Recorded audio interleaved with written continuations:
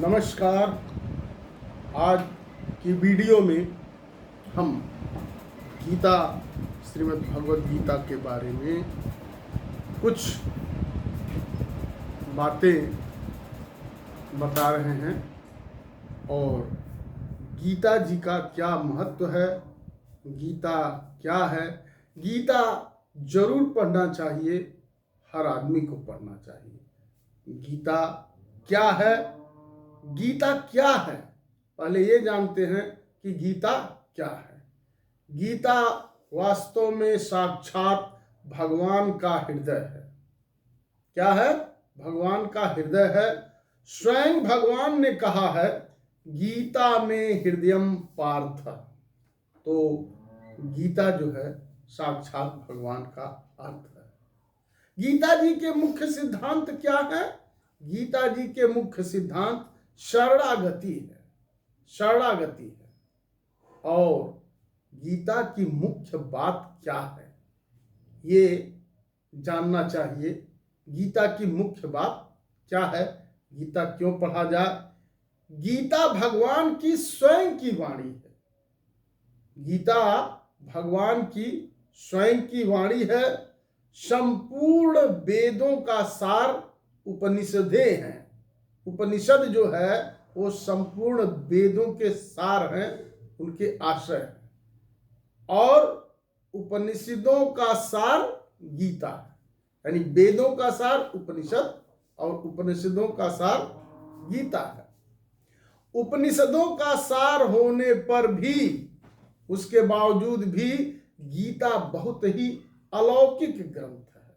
गीता बहुत ही अलौकिक ग्रंथ है। और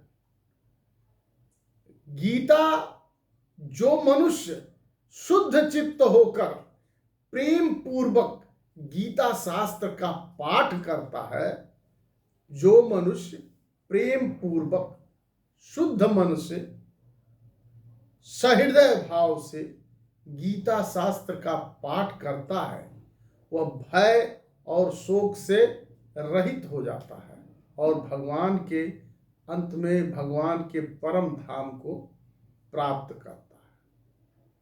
जैसे मनुष्य प्रतिदिन जल से स्नान कर शुद्ध होता है, वैसे ही गीता ज्ञान रूप जल में एक बार भी स्नान किया जाए तो वह संसार के मल को नष्ट कर देता है। अब आप समझिए कि इसलिए गीता बहुत ही प्रमुख है और उसका अध्ययन, उसका पाठ प्रति व्यक्ति को, हर व्यक्ति को करना चाहिए। अब हम बताते हैं गीता का जो प्रथम अध्याय है उसका क्या नाम है। तो प्रथम अध्याय का नाम है अर्जुन विषाद योग। इसमें 47 श्लोक हैं। गीता के प्रथम अध्याय में 47 श्लोक हैं और कुल 5 उवाच हैं। 5 उवाच में धृतराष्ट्र उवाच 1 बार, संजय उवाच 3 बार और अर्जुन उवाच 2 बार है। गीता के प्रथम अध्याय का जो सार है, मूल है, जो निष्कर्ष है, वो ये है कि सांसारिक मोह के कारण ही मनुष्य मैं क्या करूं और क्या न करूं, इस दुविधा में फंसकर कर्तव्यच्युत हो जाता है। क्या करूं क्या न करूं, इस दुविधा में फंसा हुआ रहता है और अपने कर्तव्य से विमुख हो जाता है। अतः मोह या सुखासक्ति के वशीभूत नहीं होना चाहिए। तो प्रथम अध्याय का सार ये है कि मोह और सुख के आसक्त होकर के उसके वशीभूत नहीं होना चाहिए और क्या करूं क्या न करूं, इस दुविधा में न फंस करके अपने कर्तव्य को करना चाहिए। इसलिए गीता का अध्ययन बहुत जरूरी है। और गीता के प्रथम अध्याय में श्लोक संख्या 1 से 11 तक पांडव और कौरव सेना के मुख्य महारथियों के नामों का वर्णन है। 1 से 11 तक पांडव और कौरव सेना के मुख्य मुख्य महारथियों के नाम का वर्णन। 12 से 19 के मध्य दोनों पक्षों की सेनाओं के शंख वादन का वर्णन है। और जैसा कि हमने पहले ही बताया था कि सबके अलग अलग शंखों के नाम है, ये मैंने पहले ही बता दिया था।